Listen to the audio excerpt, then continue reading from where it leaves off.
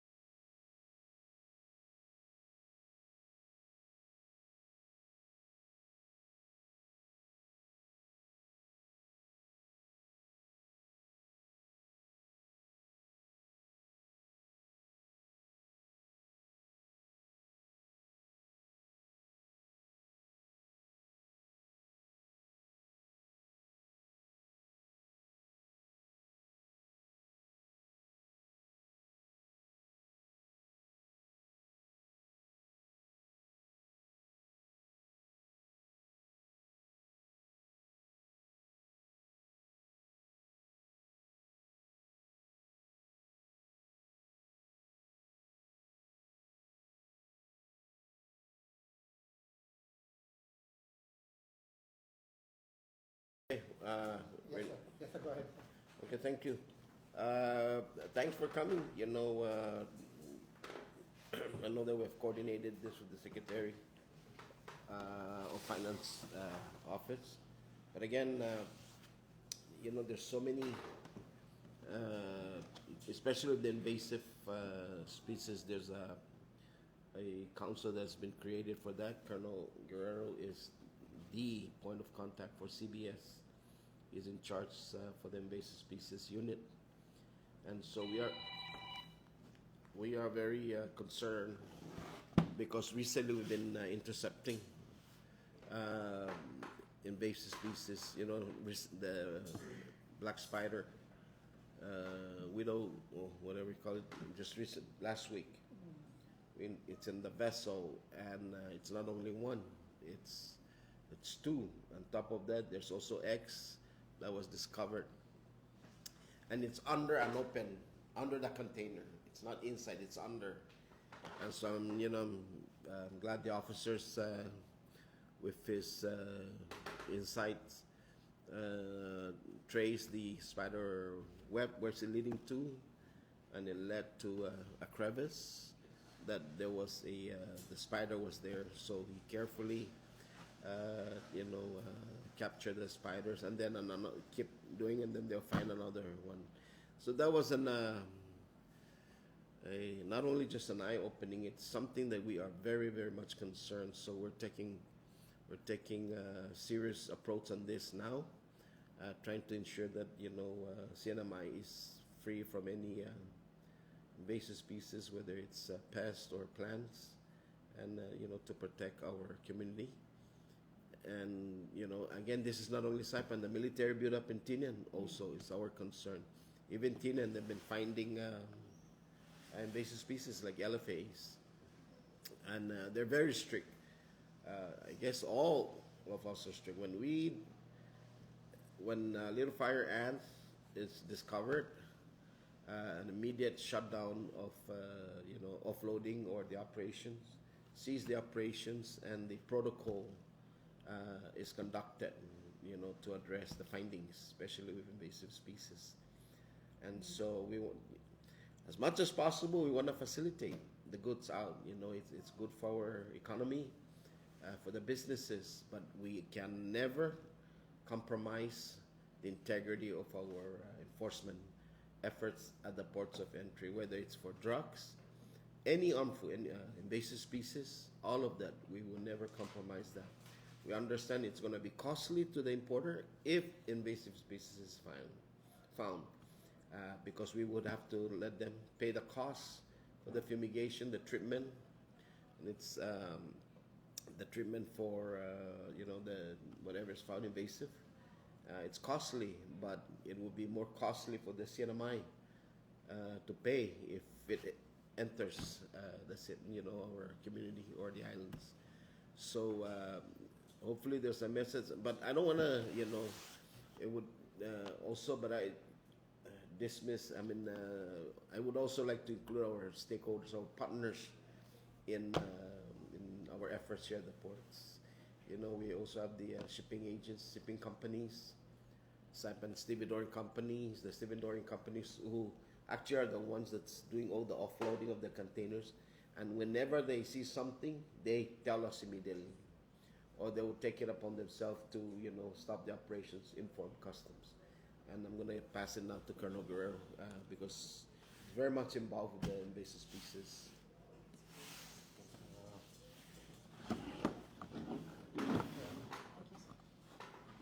Just carry when you put the mic in front of me. Let me start by saying that the responsibility of biosecurity or quarantine began with our division or agency in April of 2021. Sometime in 2022, there was a big push on the part of, the federal government to pay attention more to the issue of invasive species in general. As recent reports were published publicly, There was quite a sizable delegation that was actually attending a lot of these environmental conferences that were held, or forums that were held both in Guam and in Hawaii, to shed light on the importance of protecting our territories from the infiltration of invasive species. So that's that's how this whole thing came about. Now, why is it important is probably the more important question as opposed to anything else. And the importance of it is that a lot of these invasive species, over 60 of which are actually present in Guam, and Guam being actually so close to Saipan and the rest of the Mariana Islands, there's frequent travel that occurs between both sides. We're both the same people, just separated by political subdivisions, right? And there's frequent travel that occurs between both jurisdictions. And the fact that they have so many different types and forms of invasive species there is something that we're very concerned with here in the CNMI. Invasive species, depending on what type, and I'll speak with the ones that have been intercepted just recently. There was what is it called, Caucadia moth or cicada moth? There was a discovery of cicada moth that actually came in from Japan. I'm sorry, Korea, and then no, it's like a moth. It's almost like a butterfly. Yeah. But the problem with that is that if it does get into the CNMI, it has the potential to kill all of our pine trees here in the CNMI. And pine trees, as you know, are an excellent form of controlling beach erosions. There's a lot of planting that had occurred of pine trees along the ocean or beachfront properties in order for us to control erosion. So if those things have the potential to kill those pine trees. And then when it comes to little fire ants, they could be lethal to infants and toddlers. And we don't want any of those things coming into the CNMI. Not only will it be very dangerous to our kids, but they will also have the ability to also kill some of our native bird species. That's how dangerous it is. And you know how the food cycle works, right? I mean, every one form of animal could be a food source for another form of animal. But having said that, we also have a big problem of the rhino beetles. I encourage you to visit the affected sites whenever you're down in Rhoda, and you will see the full extent of that problem. It's been eating a lot of those palm trees there. And as we all know, if there's any place left within the 3 inhabited islands that have coconut crabs, it's down on Rhoda, right? And coconut crabs eat coconuts. Right? So it's now getting to the point where you can probably say that it's eating up a lot of their food source, and coconut crabs are now attacking the crops, so as they're now eating the crops that are grown by our farmers down there because of the limitations of in the type of food sources. Reality of the situation is this: if we don't control this and we don't intercept this at our ports of entry, and it makes itself into the community, we could be talking about millions of dollars in mitigation costs here to try to eradicate it. And if we couldn't eradicate it, and in some cases that has happened in some jurisdictions, then the only best thing that we could do is contain them to a specific area. And that's we're talking about hundreds of thousands of dollars up to millions of dollars to just continue to trap them, contain them, and try to get rid of them. So that's why it's really important for people to understand, the members of the community to understand that we can't afford for somebody to try to imports any type of exotic pets or what have you into the CNMI, or to try to fail to declare some of these plant products that are coming in, like flowers and those things. Because to a certain degree also, we are quite aware right now that some plants have actually been brought in by farmers to kill those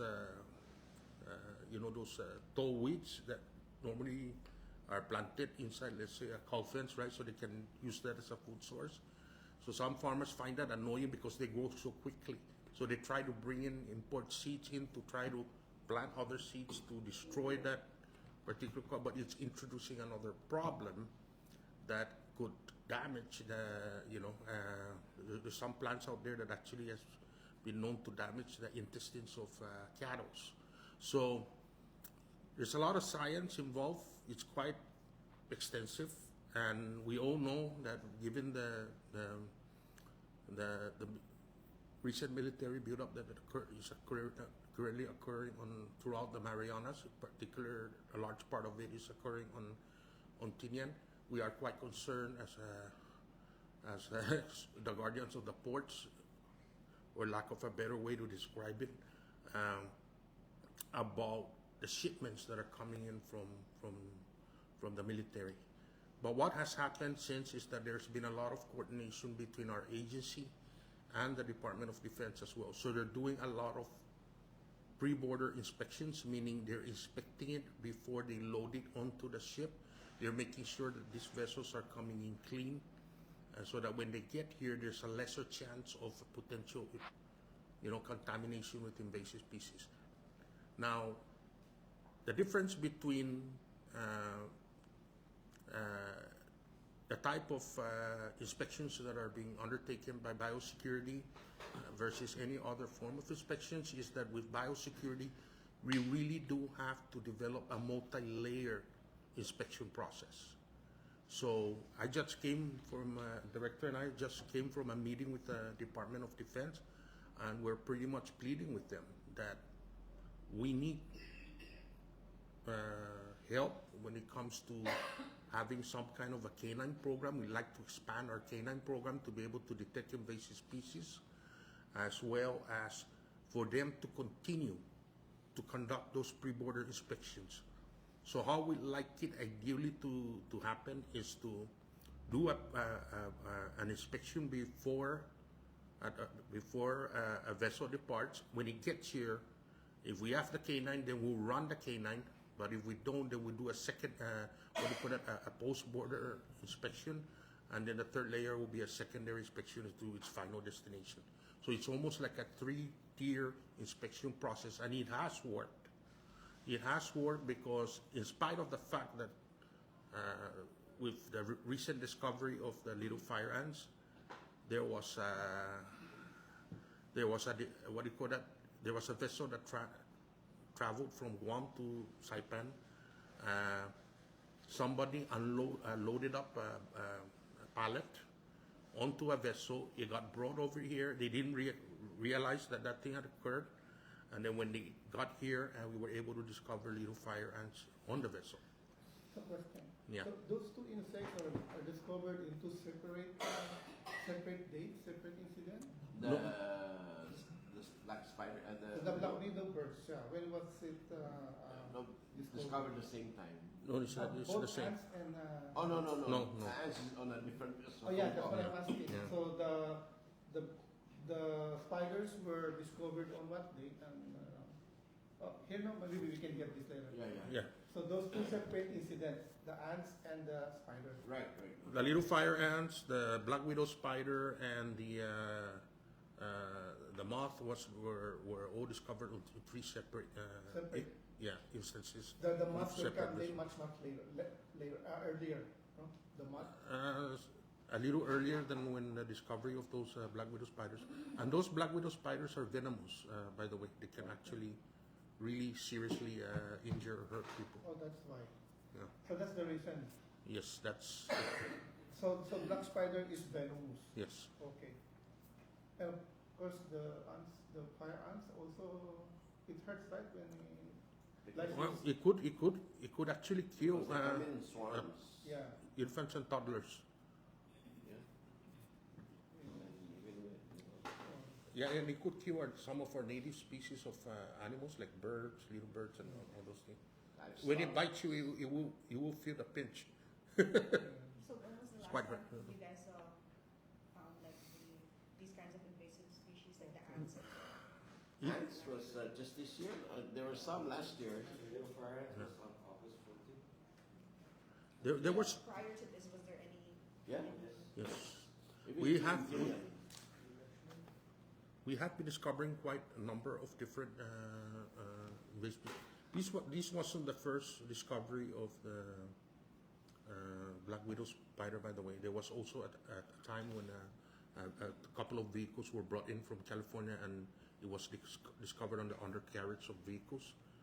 Those specimens have been sent off island for identification, but there's already confirmation that it is So black widow beside spider. the venoms of the spider, because spiders preys on insects, right? So that spider may prey on insects that are beneficial in controlling a certain invasive plants, right? If the spider eats those insects, there will be no insects to control Balance. certain plants, invasive plants, right? No, we don't want anything that will threaten our native Yeah, that's species exactly what I'm of saying. birds Yeah. and Yeah. and plants, because they all have a purpose here, right? To protect to protect our ecosystem. Okay, okay. Yeah. So it threatens our overall ecosystems. And then the AFL is threats to the birds, right? Because in the nest, no, the young birds especially. Yes, that. Now it's, Even the bigger bird, can actually They can could attack actually bigger kill. birds. Yeah. now it's They're so And the- tiny in itself. and not there's- even fire ants. There's also a concern with. Swarms. but it attacking swarm. If you pass by and you hit the branch or what, Yeah. all of them will follow you, bite you. Right. That is Okay. And one of our concerns too is because Guam has bees there that could actually kill the bees that pollinate our plants here. So wasp. yeah, so if those things make their way here and they get into the community, then it's going to really damage a lot of our food crops. Yeah, that one it plays on bees also, right? But the problem with the one that I'm talking about is that is specifically attacking the the bees that pollinate the. pollinate Yeah. bees that Yeah, pollinate. Yeah, so so the it's- tomato will not bring bird fruits Yeah. if you don't pollinate the flower. Yeah. Yes. Okay. So what's your message to those stakeholders, everybody coming to our ports? I know you guys held this press conference to get a message across. What is that? Well, the message is this: is that please, before you decide to bring in plants, make sure that you check with our biosecurity office here at the Division of Customs and Biosecurity and get a permit. There's a reason why we issue permits, to make sure that anything that's going to be imported is properly sanitized and gets the proper certificates that are necessary to ensure safe importing into the cinema. The other message that we have is that, and this goes out actually to our other stakeholders, especially our importers, is that they gotta start undertaking the process of ensuring that they communicate with whoever they're bringing the products in from, to ensure that all the vessels and the containers that are coming in are done so in a way that is clean and safe to inspect. Because the consequences of not doing so, if we discover invasive species, all of the fumigation costs that are associated with, let's say, us needing to fumigate a container or the other treatment aside from fumigation will all be passed on down to the importers. We don't want to do this, but we have no choice. Otherwise, if the matter cannot be contained, because we don't have the capacity here in the CNMI to be able to do it, then the end result could be a return of the vessel from where it came from. So these will hurt not just our businesses, but our economy and our access on the part of our community to, say, commodities and food products. So that's why we want to start. We want this message to go out so that they take corrective action while they still can. There is an biosecurity bill that has been that our office has worked with our legal counsel from the CNMI Office of the Attorney General that has already been forwarded up to the legislature.